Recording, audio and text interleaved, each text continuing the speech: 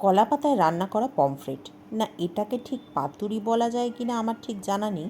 তবে কলা পাতায় এইভাবে মাছ রান্না করলে খেতে যে দুর্দান্ত স্বাদের হয় সেটা গ্যারান্টি দিয়ে বলতে পারি। এই বৃষ্টির দিনে খিচুড়ির সাথে ভাজা খাবে বলে কর্তা ছোট ছোট পমফ্রেট মাছ নিয়ে এসেছিল। তা পমফ্রেট মাছগুলো এতটাই ছোট ছিল যে সেগুলো ভাজলে পরে সেটা আর কিছু থাকবে বলে আমার মনে হলো না। তাই ভাবলাম পাতা দিয়ে একটু মাছটা বানিয়ে দেখি। যেহেতু পাতার মধ্যে ছোট মাছ বানানো হয়, তাই ভাবলাম পমফ্রেট মাছগুলো ছোট বলে এগুলো একবার পাতায় বানিয়ে দেখা যাক কেমন হয়। একটা বড় সাইজের আলু আর একটা পেঁয়াজকে বেশ পাতলা পাতলা লম্বা লম্বা করে কেটে নিয়েছি। এগুলো একটা বাটির মধ্যে নিয়ে তার সাথে দিয়েছি নুন, হলুদ, শুকনো লঙ্কার গুঁড়ো, ধনে গুঁড়ো আর জিরে গুঁড়ো। সাথে দিয়েছি 1 টেবিল চামচ সর্ষের তেল।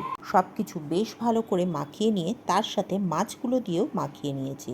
এবারে একটা চাটুর মধ্যে কলা পাতা দিয়ে তার উপরে মাছের মাখানো মিশ্রণটা দিয়ে ওপরে আরেকটা কলা পাতা দিয়ে চাপা দিয়ে দিয়েছি।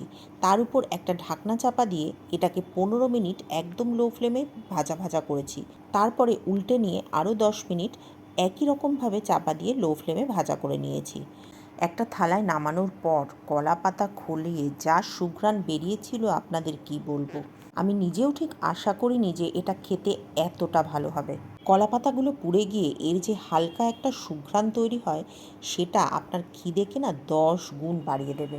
এটার সুগন্ধটা ঠিক তন্দুরির মতো হয় না, আবার ঠিক পাতুরির মতো হয় না, কিন্তু একটা অদ্ভুত সুন্দর গন্ধ হয় এটার মধ্যে।